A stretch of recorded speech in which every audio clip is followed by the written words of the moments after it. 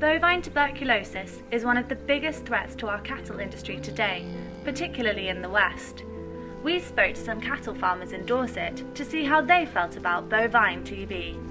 TB is having a devastating effect on the farm at the moment, and very, very soul-destroying for all the members of staff and for my father and I. Yes, it can't just go on like it is. There's too many people losing a lot of money. It is just a waste of time unless it's controlled, properly controlled.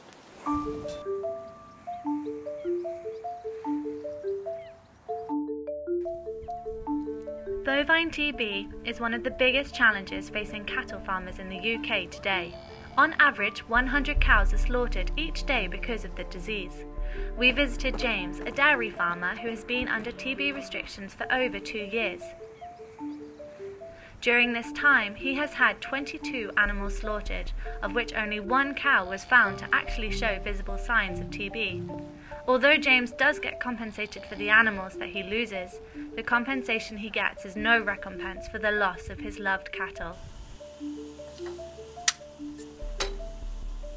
For TB testing to go smoothly, it means a real logistical nightmare, moving all of his animals from their fields to pens to be examined.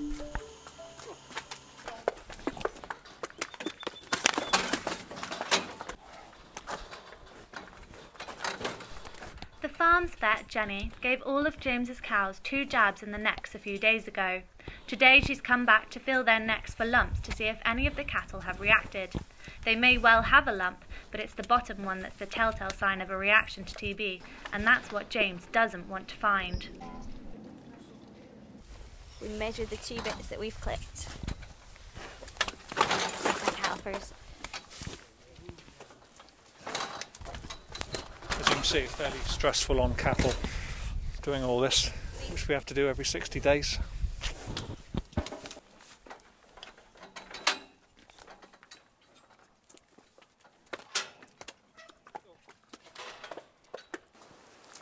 If restrictions continue, apart from the fact that we would continue to lose a lot of animals, economically it becomes unviable to continue milking and to continue having beef cattle, and perhaps we would end up just having all arable crops on the farm and no livestock.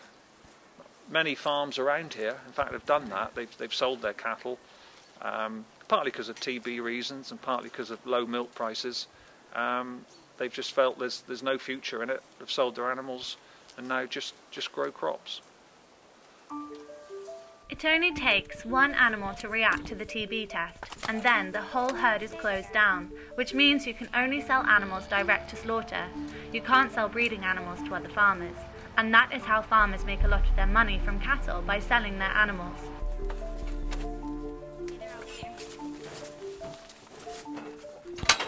So the testing is almost close to finishing. There's just 1 more herd of calves to do, and James would have passed.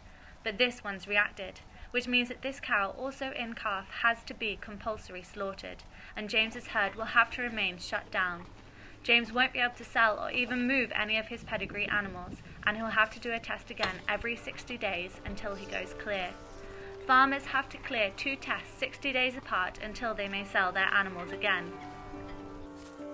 James is devastated.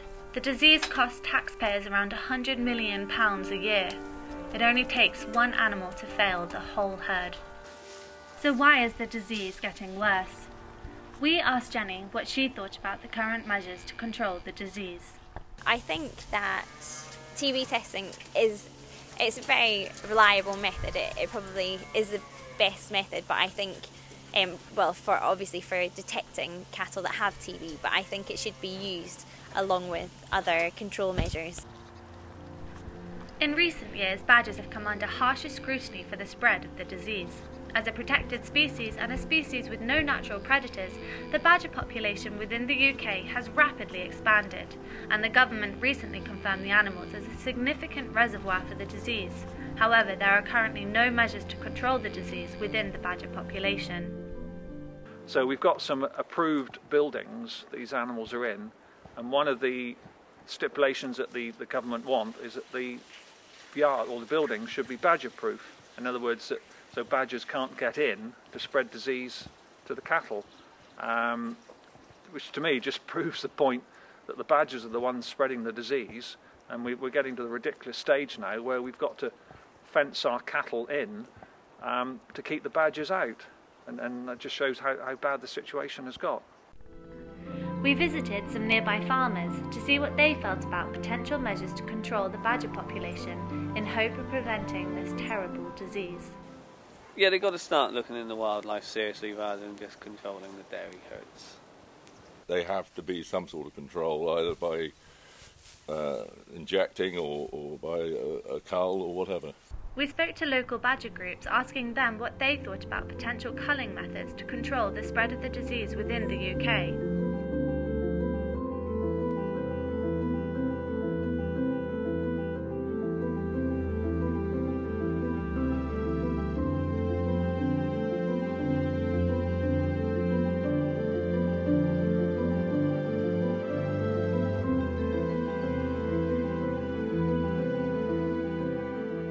The disease may be transmitted to humans, however the risk is very low as there are so many restrictions imposed. Cattle herds in the UK have to be regularly tested. Whilst we were on his farm, James told us a devastating story. Last summer, one of his favourite in-calf heifers bred on the farm tested as a TB reactor.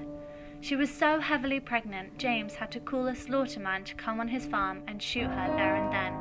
Her heavy carcass was afterwards dragged into a lorry that later drove off. To me, that was 2 years hard work breeding that heifer to come into the herd, to give milk, to produce a calf, and that was just a complete, absolute waste of time and money on the animal. And in this situations, we just cannot carry on like this.